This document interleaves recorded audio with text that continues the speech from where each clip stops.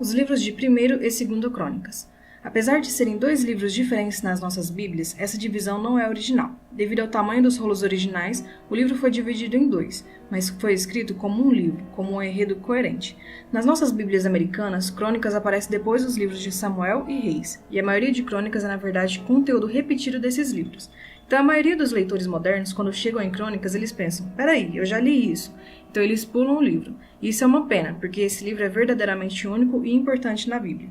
Na ordenação judaica tradicional da Bíblia, Crônicas é o último livro, pois sumariza todas as escrituras judaicas. A primeira palavra no livro é Adão, o primeiro personagem do começo da história. E o último parágrafo anuncia o retorno de Israel do exílio.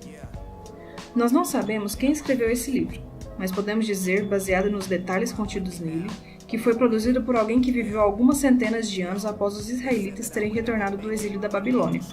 Para esse autor, Jerusalém e o templo haviam sido reconstruídos há algum tempo atrás, e como aprendemos nos livros de Esdras e Neemias, as coisas não estavam indo bem.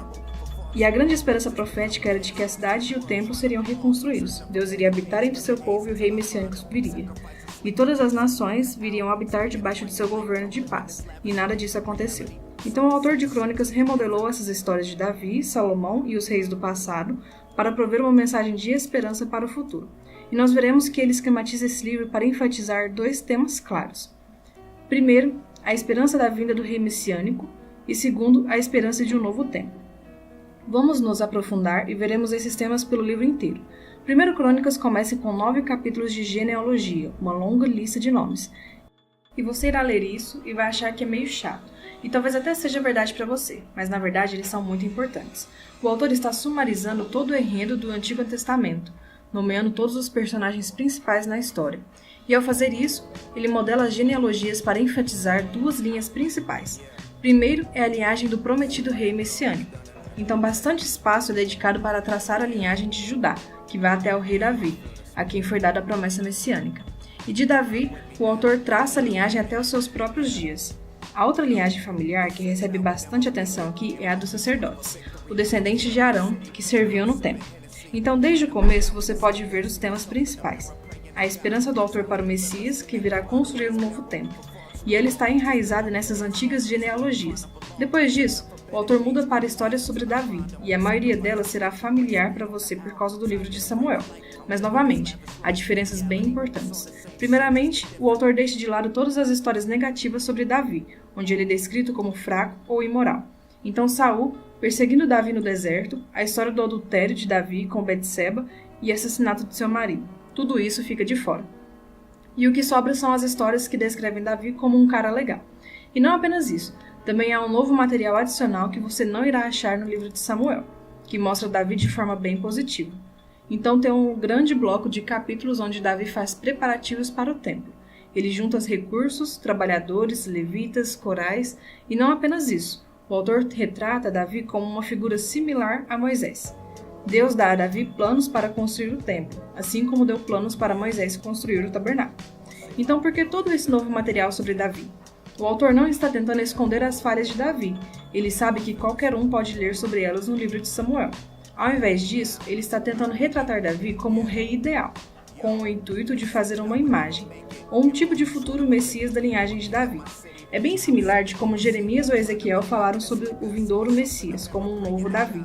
Isso fica mais claro quando o autor reconta a história das promessas da aliança de Deus para Davi, em 1 Crônicas 17. Quando você compara essa história com um paralelo em 2 Samuel 7, você vê que o autor de Crônicas está destacando que bem Davi, Salomão ou qualquer rei da sua linhagem era o rei messiânico. E quando o Messias vier, ele será um rei como Davi. Então, para esse autor, as histórias do Davi do passado são o que sustentam sua esperança para o futuro. Depois que Davi morre, nós vamos para 2 Crônicas, que foca nos reis que vieram em Jerusalém. E novamente tem várias sobreposições com 1º e 2º reis, mas muitas diferenças. O autor deixou de fora todas as histórias sobre os reis do norte e de Israel para focar apenas na linhagem de Davi. E tem bastante material novo sobre esses reis da linhagem de Davi. Ele destaca os reis que foram obedientes a Deus e ele adiciona novas histórias, sobre como a obediência deles levou ao sucesso e às bênçãos de Deus. Mas ele também adiciona novas histórias sobre os reis que foram infiéis a Deus. Eles não seguiram a Torá, levaram Israel a adorar outros deuses. E esses reis enfrentaram consequências terríveis, levando todo Israel ao exílio. Uma bagunça que eles mesmos causaram. Então, toda essa seção se torna uma série de estudos de caráter, onde o autor quer que as futuras gerações de israelitas aprendam com a história da família deles, e então se tornem fiéis ao Deus deles e à Torá. Agora, a conclusão do livro também é bem única. No final do livro, o rei dos persas, Ciro, diz aos israelitas que eles podem voltar para casa, retornar do exílio, reconstruir a cidade e o templo. E ele diz, no último verso do livro: "Quem há entre vós, de todo o seu povo, o Senhor seu Deus seja com ele, e suba." E é assim que o livro acaba, com uma sentença incompleta. Agora, é claro que o autor sabe do primeiro retorno do exílio e das histórias de Esdras e Neemias, mas claramente, na visão dele, as esperanças proféticas de Israel não se cumpriram nesses eventos. Então, esse final incompleto mostra que a esperança do autor está em outro vindouro retorno do exílio, quando o Messias finalmente virá para reconstruir o templo e restaurar o povo de Deus. E então, o livro de Crônicas, o único livro das escrituras judaicas, termina apontando para frente. Ele chama o povo de Deus para olhar para trás para que possa olhar para frente, porque o passado se tornou uma fonte de esperança para o futuro. Então, Crônicas conclui o Antigo Testamento como uma história em busca de um final. E é sobre isso que se trata esse livro.